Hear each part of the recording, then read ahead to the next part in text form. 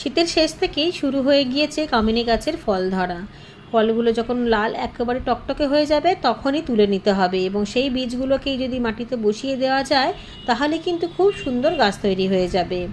এবং কচি কচি পাতাও বেরাতে শুরু হয়ে গিয়েছে। তেমন কোনো পরিচর্যা লাগে না, খাবারের কোনো চাহিদা নেই। গরমের সময় যে খাবারটা আমি অন্যান্য ফুল গাছে দিই সেই খাবারটা এই গাছেতেও দিই। ঘন ঘন খাবার দেওয়ার প্রয়োজন পড়ে না। তবে বাগানে যেহেতু এত রকমের ফুল গাছ রয়েছে, তার মধ্যে সবথেকে বেশি রয়েছে গোলাপ এবং জবা। আর জবা গাছে আমরা সবাই জানি খুব তাড়াতাড়ি মিলিবাগ লেগে যায়। তাই জবা গাছে যখন আমি কীটনাশক স্প্রে করি তখন আমি এই সব গাছেও অল্প অল্প স্প্রে করে দিই, যাতে মিলিবাগটা এক গাছ থেকে অন্য গাছে ছড়িয়ে না পড়ে। তবে যে কোনো কীটনাশকই ঘন ঘন দেওয়া যায় না, মাসে একবার দিলেই যথেষ্ট। তাছাড়া শুধুমাত্র ঠান্ডা জল স্প্রে করলেও কিন্তু জবা গাছে মিলিবাগ চলে যায়। তখন আমি এই সমস্ত গাছেও ঠান্ডা জল স্প্রে করে দিই, আর তাতেই গাছের চেহারাটা এত সুন্দর হয়েছে, কোনো রোগ